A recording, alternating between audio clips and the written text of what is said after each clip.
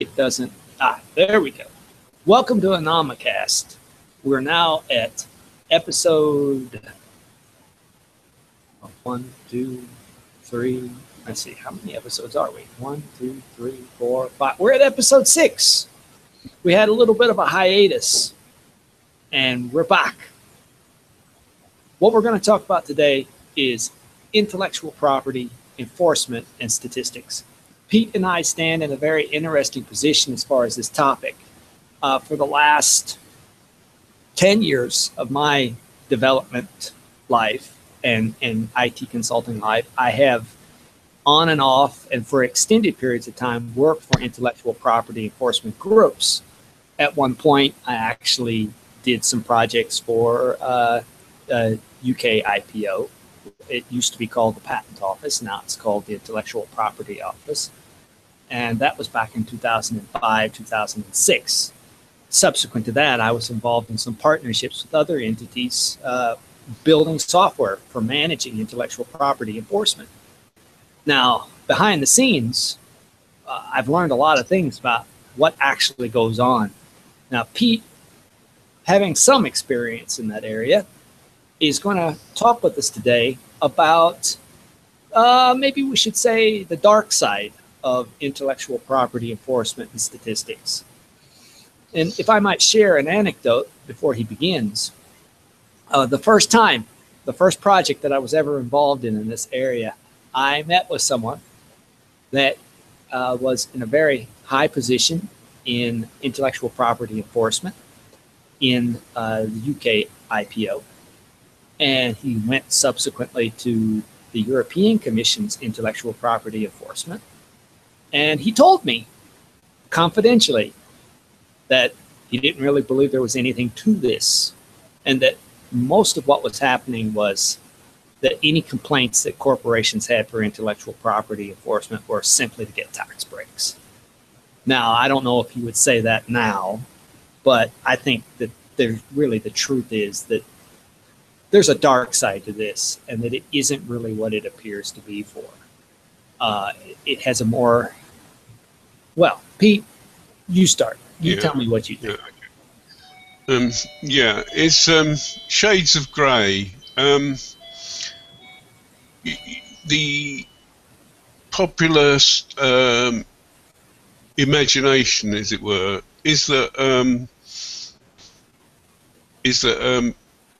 it's cowboys and Indians, cops and robbers, and as it were, 4 legs good, 2 legs bad. And the brands, the governments being, as it were, on the one side, and the counterfeiters and pirates on the other. And in that sense, it's a bit sort of, it's like, as it were, films or movies or off the telly. It's a sort of folk myth. What you do get, in fact, is something much more grey. In fact, there is one area of intellectual property rights which is called grey, legitimately, at least in the grey market, yeah. And this is an area wherein genuine goods are not allowed to be imported into certain countries. Now, this is interesting because we'll get onto this subject later, but there's a subject called digital rights management, which is, what should we say, a euphemism, a playing with words. It's not really what it sounds. It's not rights management really at all. It's market manipulation. It's akin to the LIBOR scandal, which is going through the courts now in the United Kingdom and in the USA. It's where manufacturers and brands, as it were, strategically place their products and price their products and license their products so that they maximize profits, and it leads to imbalances in the market, which are,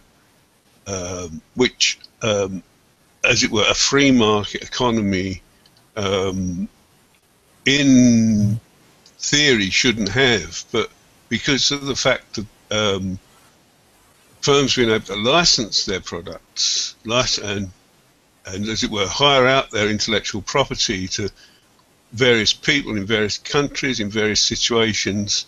They can manipulate the different prices they charge, that those subcontractors charge for the goods they sell on. And this, of course, means that you can get something far cheaper in another country than you can get in your own country. But when you go to that country on the internet to buy it, you'll be told that, sorry, we can't ship it back to you. It's against the law. It's against the terms of our licensing agreement. Mm-hmm. That's just one aspect of it. The other aspects, look, one of the main aspects we'd like to talk about today is the propaganda aspect of mainly statistics, but the whole enforcement of intellectual property rights movement is largely a propaganda exercise.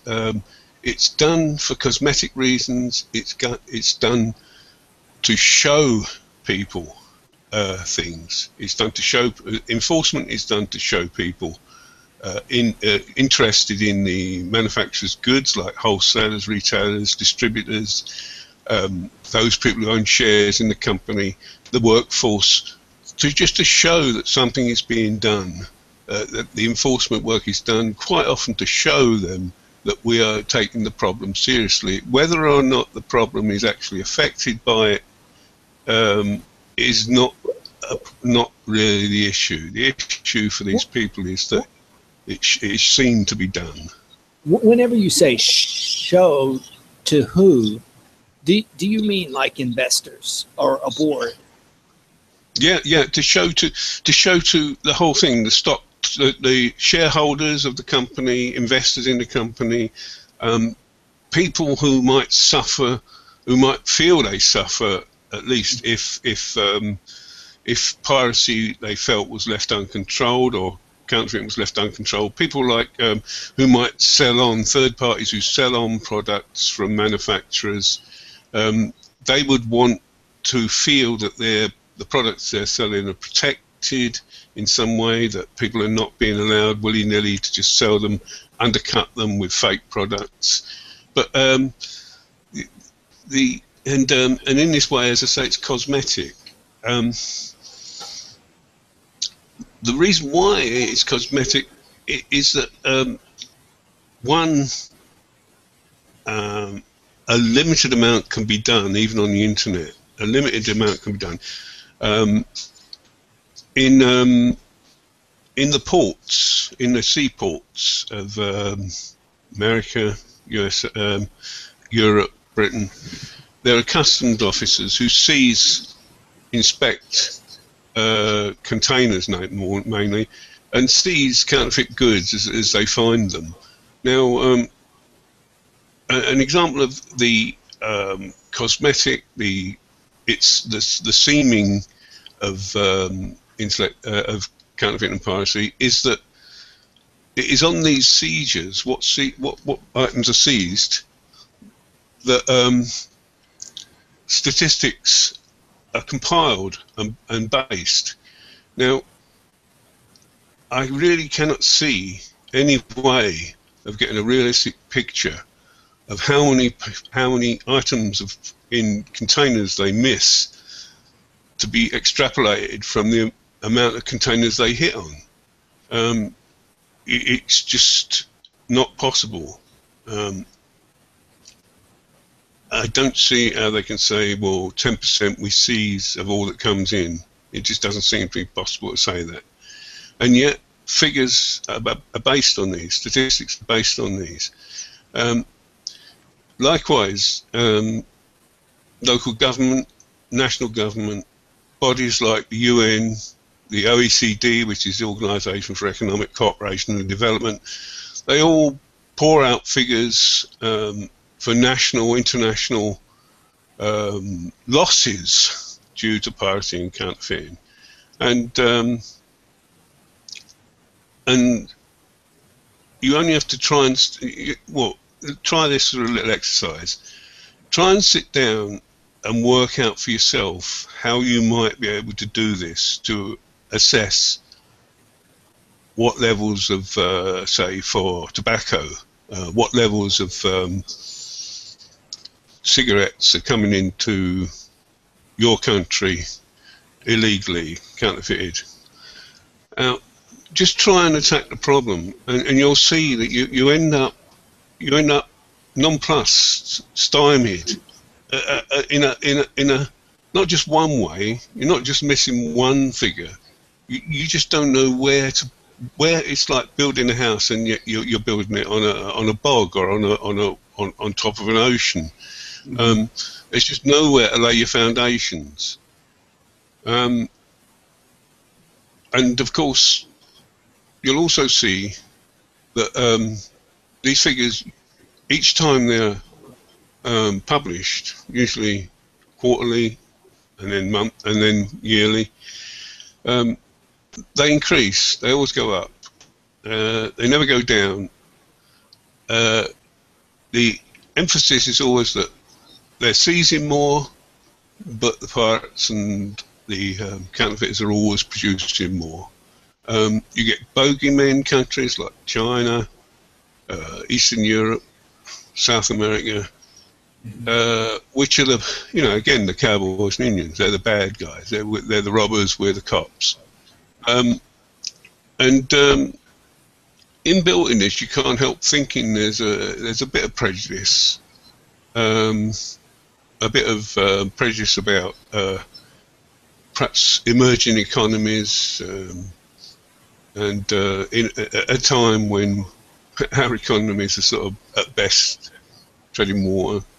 But they always increase the figures that are given, but as I say, the total number of counterfeits increase, but at the same time the total number of seizures generally increase. Now, this gives the picture that is needed to be seen, which is, one, that the problem continues and is growing. Two, but we're getting better at it too, at enforcing against it too. The idea of it growing, the problem growing, is to keep the pressure on the well, not only the public, who, as it were, the people who taken in by the idea that the pirates and counterfeits are bad, necessarily bad. Keep the public sweet. That there's still a problem. We still need to be sort of like, we still need to support these big music companies and big movie companies, and buy genuine. We want to avoid buying counterfeit. We want to be on the lookout for it. And of course, it also, governments likewise are put under pressure. They're put under pressure by increasing figures to change the law in favour of the companies who own the IP rights.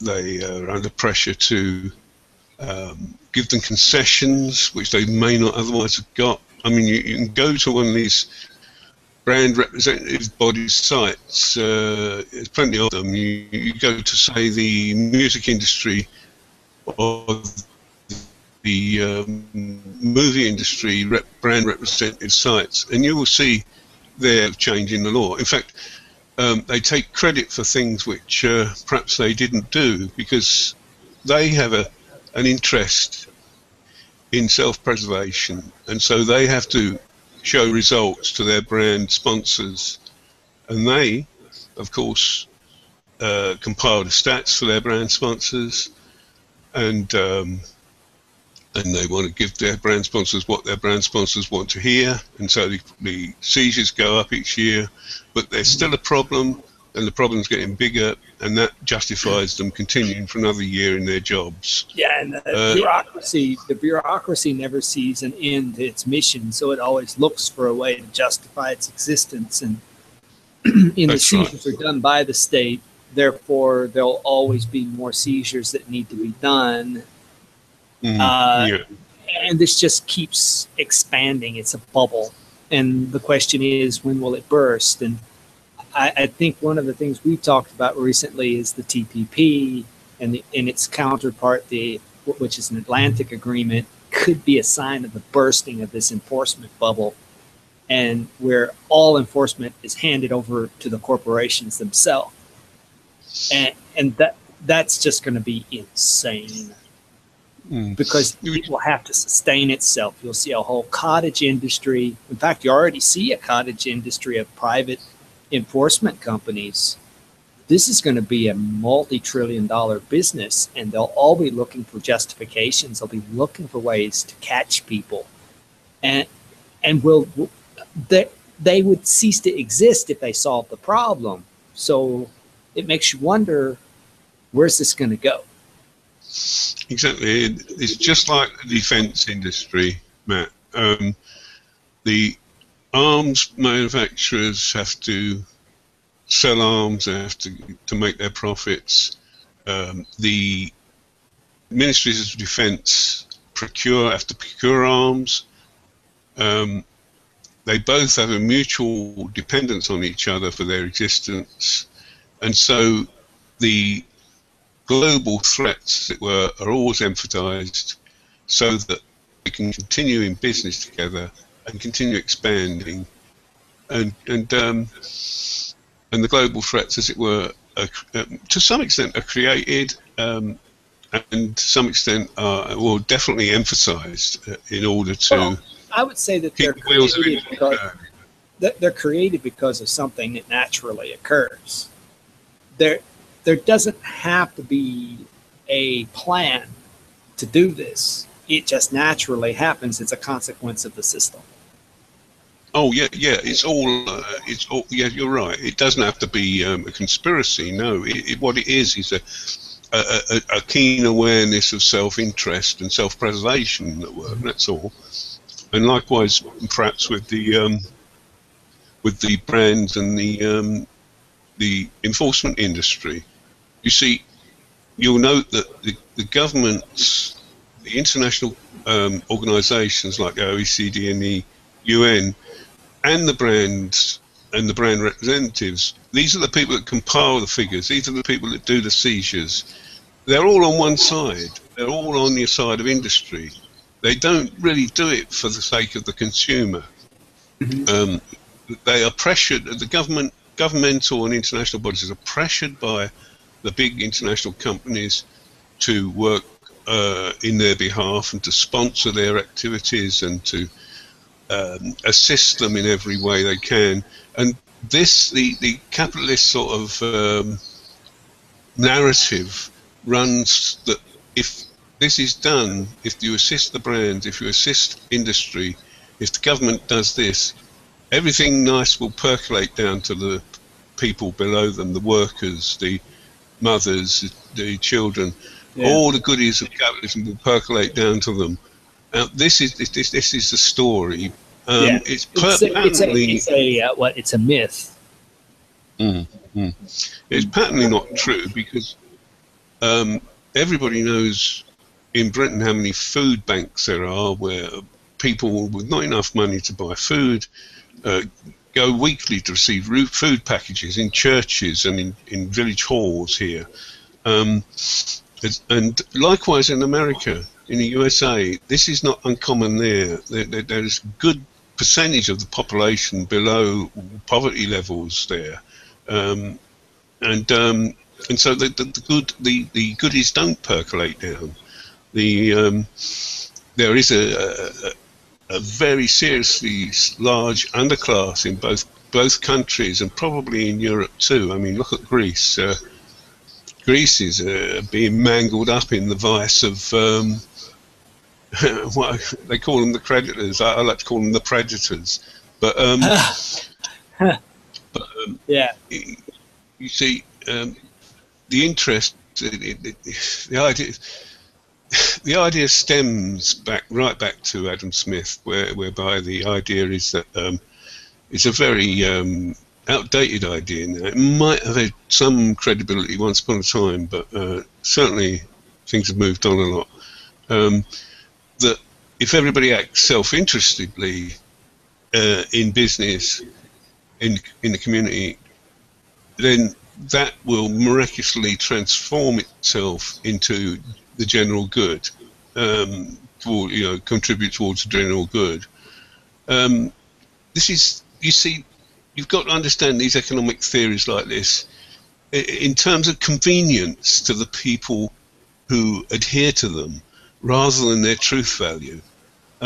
It's convenient that the head of a board of a corporation should adhere to that sort of belief, because it justifies them in what they do. And as you know, if you read your Bible, there's that very, very touching and very, very poignant story of the Good Samaritan, and it's brought out of Jesus's lips by the teacher of the law, who asks Jesus, what are the main commandments? And he answers and said, love God and love your neighbor. And that tremendous question that he asks the Pharisee, the teacher of the law, he says, and who is my neighbor? And he said it, as they say in the Gospels, to justify himself. To justify himself that he was to build a loop, an educated, educated, sophisticated person, to show himself, to show off. And in the same way, these board members, these chairmen, these shareholders, they justify themselves by saying that the pirates, the counterfeiters are everywhere. They're eating into our social fabric, that they're destructive, that we need to build up empires which will fight them, and we need to increase resources for them, and we need the government to help us. And of course, they also say that if we all act selfishly, the result will be the general good in business. Now, that sounds counterintuitive, and of course, if you're a Christian, you'll see through it straight away. How can acting selfishly be loving your neighbour? That's there's no logic to it, and I think it's a myth. I think it's something which, as I say, is convenient for the people who hold it to hold, because it establishes them in their practices. I think it goes back to your definition of justice from the ancient world that you had in the Meta-Anomalies article this week.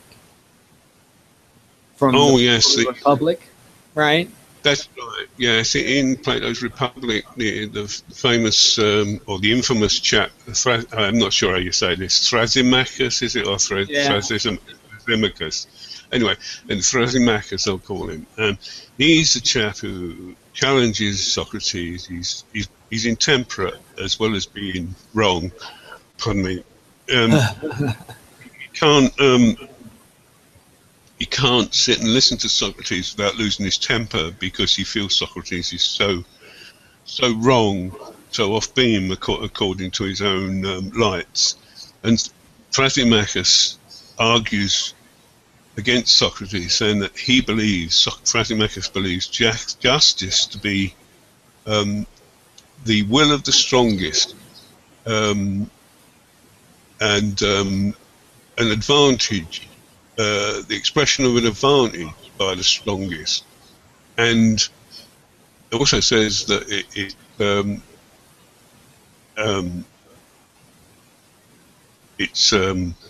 that there is no as it were, what philosophers would call a universal of justice. That justice is just the rule of the strong. And of course, this, in practice, is the way most secular organisations work. that, particularly in business, that the idea of competition is to beat the other chap down. In fact, a few years ago, the Fuji film company mission statement was kill Kodak, and I don't know whether they did it, but Kodak's gone now. But certainly that was. I mean, at least that had the virtue of honesty, I suppose. Kill Kodak. It's not like this manipulation of language you get, whereby you're presented something in a box and it's got a label on it, but inside the box is just something which is going to cut your hand off when you go in there, and it's labelled, it's tied up in a bow with wrapping paper around it, and that's the sort of way that industry tends to use language. You can go to any large company website that does consume has a lot of consumers, like the phone companies, the broadband companies, the other services which are in private industry, and you'll see that. Well, for instance, if you want to cancel your contract, you will have a half-an-hour hunt before you find the means to do it, and the means to do it won't be just a simple click. The means to do it will be going through a few hoops. You may well be charged for a cancellation fee for a contract you never knew you had. And there's no aiding the consumer in that. He's actively entrapped. Yes, indeed, and this is common practice. This is standard practice for the industry. They put obstacles in your way to leave them. The idea of choice and freedom and competition and consumer choice is severely different to the public image given of it, and likewise with the situation with counterfeiting and piracy. In fact, in concerning things like music and movies, there is a school of thought, and it's not particularly on the fringe, that says that definitely music, that piracy of music is in many ways a boost to the. Yeah, in fact, if you follow this sort of thing, you'll find that there has not been a bad year in the music industry ever. Every year is bigger than the previous year. And the whole argument that from the people who want to stop piracy of music is, well, it would have been even better had we not had all this piracy. And right. But then again, there have been other analyses that say, no, it was actually better because of the piracy, which is exactly what you're saying. That's right. The very many people, so the argument runs, and I think it's reasonable. So many people know music as a taster, to test what the music's like, and if they like it, they will buy the real thing. In the corporate world is accustomed to asking contractors to give free work before they will pay for real work. So the corporate world, they use the same policy before they ever use a contractor. That's right. It's just that they consider human labor to be worthless, whereas a piece of silicon or a piece of plastic is actually worth something. Yes. One thing I would recommend, I try to do it, and it's worked a couple of times, is that when you get a lot of papers to fill in, or a lot of forms online to fill in for to leave, say, somewhere, or someone drops a bill on you for leaving, for wanting to leave somewhere, you write back to them, and you bill them for your time in administration work, getting round their clauses to leave. You send them a bill. You treat them the way they treat you. That you just what I tend to try and do is, if they charge me, say, $50 for leaving or for administration costs for transfer, I send them a bill for $50 for my administration costs for transfer. And you'll find that although it sounds silly and you think that it will just go into the ether, that, you know, I've had some sort of, not quite the $50, but I've had some success in actual getting satisfaction that way, because they are willing. So many firms are willing to take your information for free. The big forms you fill in to get anything, they take it for free, and they get as much information when they don't really need it. Well, they do need it, but they don't need it for the product you're buying. They need it to sell on and to, you know, to analyze and mine. Also, they get you to fill in large forms. They want you to pledge this and good faith that and underwrite it and sign it.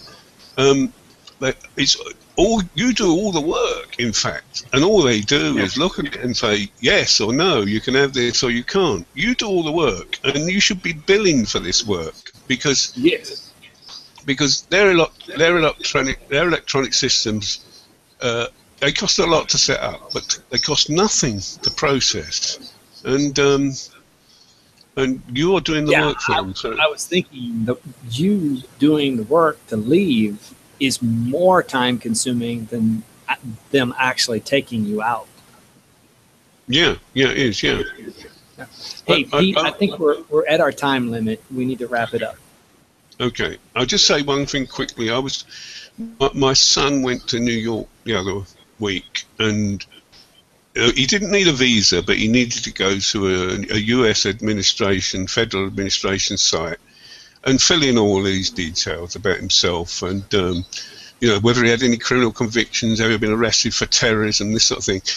And it went on for pages, and you click a button, you pay $16, and automatically you're judged either fit to go to the United States or not. And now, for one click, and all that information input, you pay $16, and that is, well, outrageous. Lawful robbery, that is. Yeah, anyway. It's criminally legal. Yeah.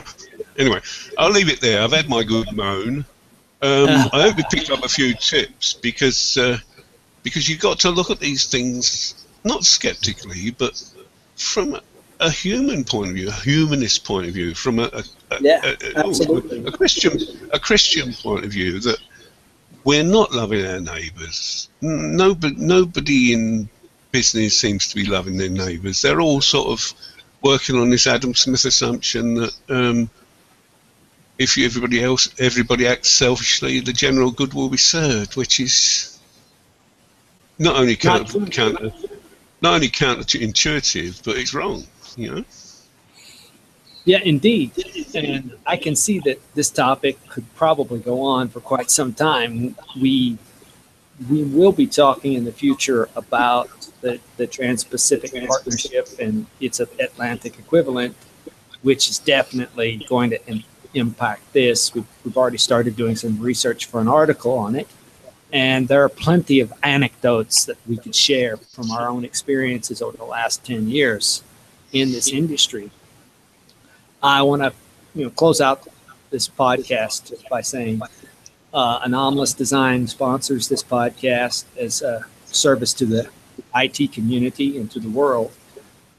We also do IT-based projects, both web-based, desktop-based, server-based, and we do consultations. Our podcasts are an exhibit of what we know about this industry, both technologically, legally, philosophically, and spiritually. And we would really welcome people participating in conversations with us. We're a new podcast, and we really haven't had that many people discussing, or none really. And I'd encourage people to engage us and ask us questions and disagree with us where they see fit. And with that in mind, Pete and I will bid you adieu for this week. Bye-bye. Bye-bye. And my disconnect button here.